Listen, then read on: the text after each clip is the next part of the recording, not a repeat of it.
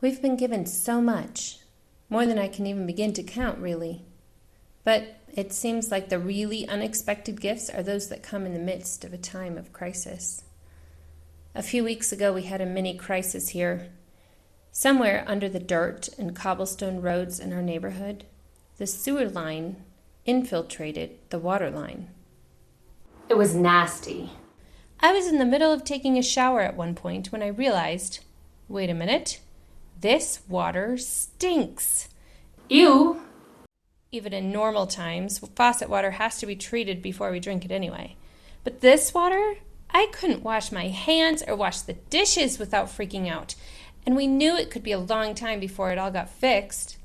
Then, a couple of days after this started, there was a stomach flu going around school, and Andy and I both got it at the exact same time. I hate throwing up. So there we were, both of us laying in bed clutching a bucket that could only be rinsed out with sewer water, hoping our kids wouldn't starve because neither of us could get up to feed them.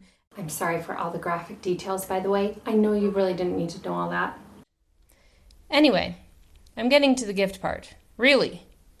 Well, first, a South African neighbor of mine brought over dinner for our kids. Mind you, her house was affected by the sewer water stuff too, but she had soup in the freezer and she gave it to us. In some ways, this was a small thing, but to me right then, it was huge and totally unexpected. Then the next thing that happened is that we got clean water, and it was only a few days since this water problem had started. Hallelujah. Unexpected gift number 2. Only we still had a problem.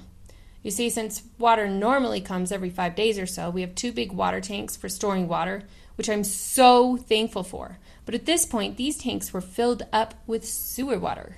Ew. So first we had to drain all the bad water out. But then the tanks were left with a thick layer of black grime all around the insides of the tank. And we knew that the good water could stop coming anytime, but we didn't want to add clean water to dirty tanks. So you know what happened?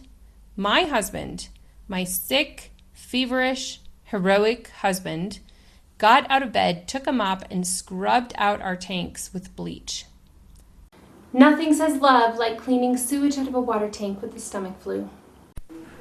Unexpected gift number 4.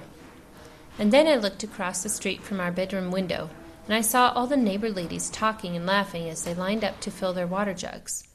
Because, see, they didn't have our problem with the bad water in the faucet, because they don't have faucets with running water. They come to this water fountain every day to fill their water jugs. And they were delighted because now that there was good water here again, they didn't have to walk nearly so far. Suddenly, as I reflected on the precious gift of clean water and all these other sweet, unexpected gifts, I felt like God was showing me himself. I'd been laying there feeling overwhelmed, thinking he wasn't hearing me. But all these gifts were like God saying, "No, I'm here. I'm right here with you, and I've never stopped caring for you. You just didn't know it, because you didn't expect me."